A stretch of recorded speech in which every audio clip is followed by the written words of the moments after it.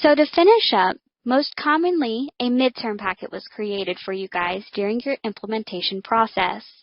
Your midterm packet is kind of like your catch-all. It's for anything that could have changed in between that move-in date and that lease end or renewal date, because not everything perfectly aligns with either of those. So let's say someone got married, someone adds a pet, someone removes a parking item. That can happen anytime throughout a lease agreement, and we still would want to have documentation to cover that change in one site. So we still need to have access to our documents to still be able to capture the electronic signatures. And for that, you would rely on your midterm packet. Now, your midterm packet is not tracked like all your other packets.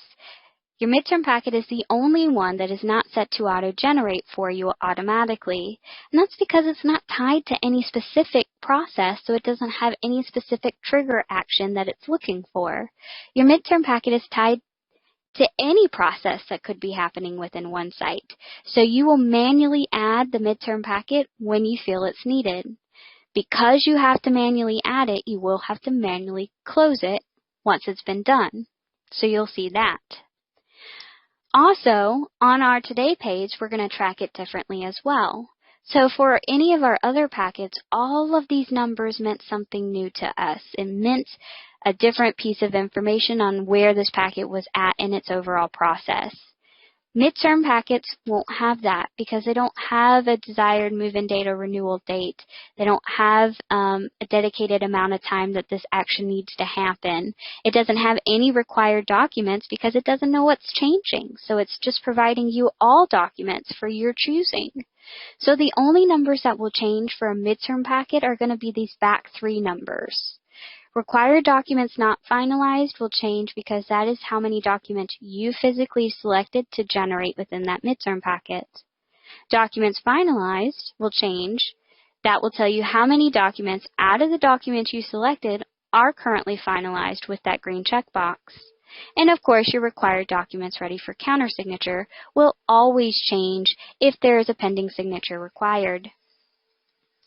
So when we go to our midterm, we're going to go ahead and say that Mary, good old Mary who just renewed with us, did get married. Mary got married, and she wanted to change her last name. So she came in, she provided us all the necessary paperwork, and we made that change within one site. Any change that's just informational, meaning it's not related to a charge, is instantaneous. As soon as we make that change, we can quickly access or create a midterm document and generate documents that would reflect that change. The only time it's not instantaneous is in the regard of a future charge.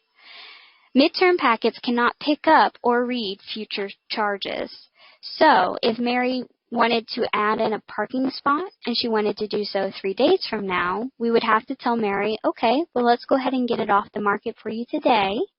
But in 3 days from now, when that parking spot becomes active, that is when you're going to sign your documents, and that is when we'll give you your parking pass. That is because when we add that parking spot for Mary to get it off the market, it's going to show in future scheduled billing. And it's going to stay there until it becomes an active charge, meaning it meets the start date and system date. Once it becomes a current charge, that is when you are able to generate a midterm packet to pick up that new change. That is the only time that you will have to wait to generate a midterm document to reflect a change. But we're just going to say she got married. That was just informational. So we're just going to go ahead now and go up to the Docs tab, go to Actions, New Packet. In the pull down, you are going to see all possible packets that are stored in your site. You have been trained in this recording where you should properly be accessing packets outside of a midterm packet, so do not be fooled by the other packets that are seen here.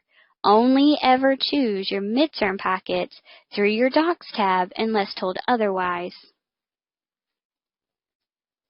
Now when we click on Mary under Packets, we can see we have a midterm packet available, and we can open that packet up.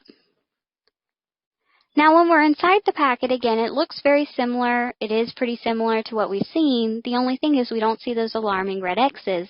And again, that is because nothing is initially set to required because the system really doesn't know what's happening. It needs you for that. So we're going to click Generate Forms, and we are going to physically choose what documents we want to generate to cover this change for Mary. So I'm going to select these and click Generate. Answer any user-defined present on that form. And now the system understands, okay, well, these two documents were chosen. That means these two documents are required. And now I can see my red X's. And it's the same battle for any red X. If it's a form, I need to fully generate it, meaning I have the long message, verify the documents look good, collect my signatures. Same process. Mary's always old-fashioned. She always likes to sign pen and paper, so we're going to apply our OFSA seal.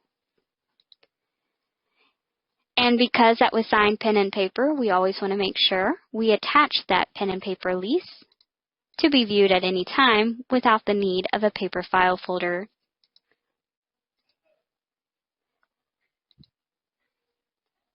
And now we can see we've done everything inside this packet that we've indicated as a requirement, which moves us to completed packet status.